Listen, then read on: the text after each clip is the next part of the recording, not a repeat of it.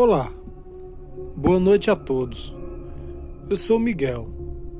Hoje estou com 64 anos, mas o que vou relatar aqui aconteceu quando eu tinha 32, em Campo Grande, quando eu trabalhava como taxista. Pois bem, vamos ao relato. Vou contar para vocês a noite em que passei o maior medo da minha vida, que foi assim. Nessa época, ou melhor, nesse tempo, não era aqueles táxis, igual vocês veem aí, branquinho, essas coisas, não. Era táxi particular. Eu estava precisando de uma grana, então eu peguei meu carro, que era até novo, e comecei a trabalhar como táxi. E ali foi dando certo, as pessoas foram me conhecendo, então eu pegava várias corridas. Dava para tirar uma grana boa, para pagar as contas. Inclusive, depois de um tempo, eu até fiquei trabalhando fixo nisso. Por um bom tempo. Era para dar tudo certo. Até que uma certa noite, eu me lembro perfeitamente, era uma noite de quinta-feira. Eu estava voltando ali de uma corrida que eu tinha feito 11 horas da noite. Uma corrida onde eu tinha ido bem longe, tinha dado uma grana boa.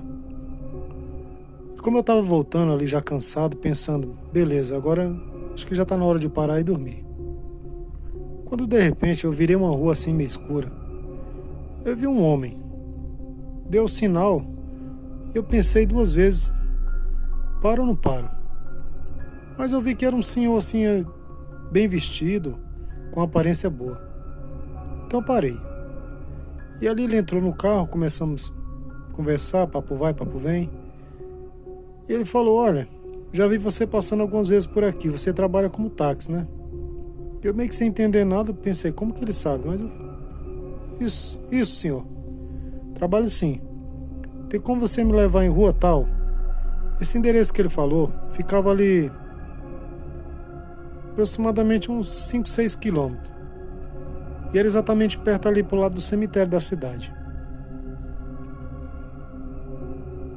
Mas eu achei normal, falei, beleza, senhor, levo sim. E conversando com ele, perguntei se ele não tinha medo de estar aquele horário da noite sozinho na rua. Ele falou que não se preocupasse porque o tempo de acontecer alguma coisa já tinha passado. Falava algumas coisas meio sem sentido. Até que chegamos na dita rua que ele falou. Só que antes de chegar na rua, ele mandou parar ali bem em frente ao portão do cemitério. Eu falei, mas senhor, aqui é o cemitério, ainda tem mais uma rua ali pra frente, um quarteirão. E esse horário não é bom você ficar andando sozinho. Ele falou, não se preocupe, meu filho. Pode parar aqui mesmo, aqui é a minha casa. Ali de repente eu comecei a arrepiar do pé à cabeça. Me deu um arrepio muito ruim. Eu sei que quando eu fui estacionar o carro ali, que eu olhei pelo retrovisor do meu lado para estacionar bem o carro ali, que eu olhei pro lado direito, aquele senhor simplesmente tinha desaparecido. Desapareceu completamente. E eu fiquei abismado ali pensando, mas ele saiu por onde que eu não escutei a porta batendo? Aí onde eu me toquei que ela era uma coisa espiritual, não era desse mundo. Me arrepiei mais uma vez do pé à cabeça e saí dali a 1000 por hora. E nunca mais tive coragem de trabalhar tarde da noite.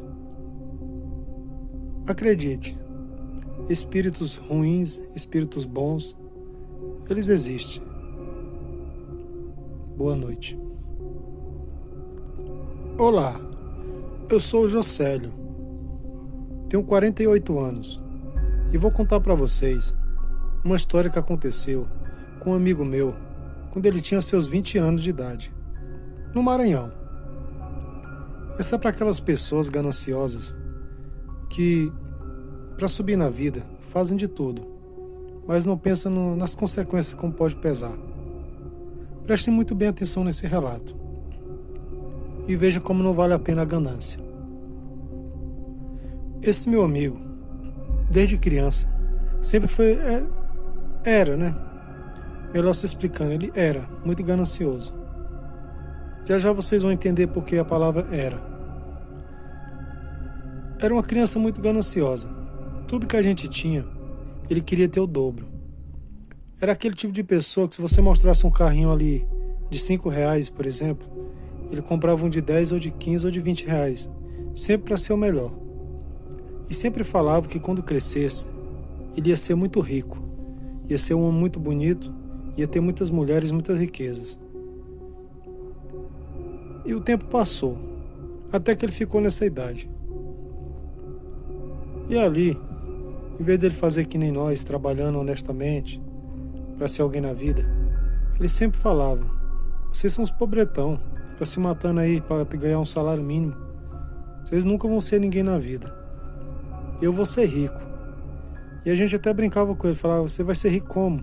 Vai fazer coisa errada? E falava: não preciso. E um certo dia ele chegou com uns papos meio diferentes, falando que ia fazer um pacto, com coisa ruim, que ele ia ficar milionário da noite pro dia e ia ter quantas mulheres ele quisesse. E ali todo mundo aconselhou ele para ele não fazer isso, que isso não era uma coisa boa, que poderia ser um caminho sem volta. Mas ele, muito teimoso, não dava ouvidos. Até que, do nada, ele começou a aparecer com umas roupas novas de marca. Umas roupas lindas mesmo, cara. Tênis, para aquela época, era muito caro. Tênis de mais de R$ 1.000. Passou-se um mês aproximadamente, ele começou a andar com carro zero. E com o passar do tempo, ali questão de uns 6 meses, ele já tinha imóveis, estava comprando até uma fazenda.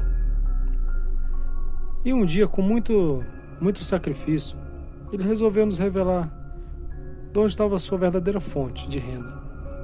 E ele contou que fez um pacto com coisa ruim na época, mas que ele falou que ia dar tudo para ele. Mas quando ele cobrasse o preço, ele teria que pagar. E aí nós demos mais uma vez conselho para ele, falou: cara, tenta se livrar disso daí. Você vai pagar às vezes com a sua própria vida. E ele deu uma gargalhada e falou: não tem ninguém mais esperto que eu nesse mundo.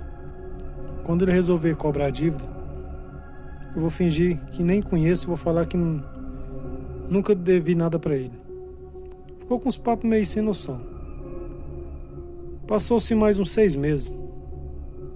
E era de costume a gente ver ele na cidade passando de carrão, ali brincando, dando dinheiro para todo mundo e também humilhando muitas pessoas.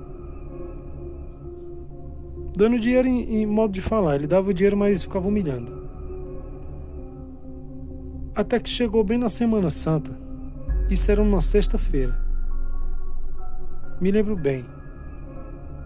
Quando de repente começamos a sentir falta dele. E nada dele aparecer.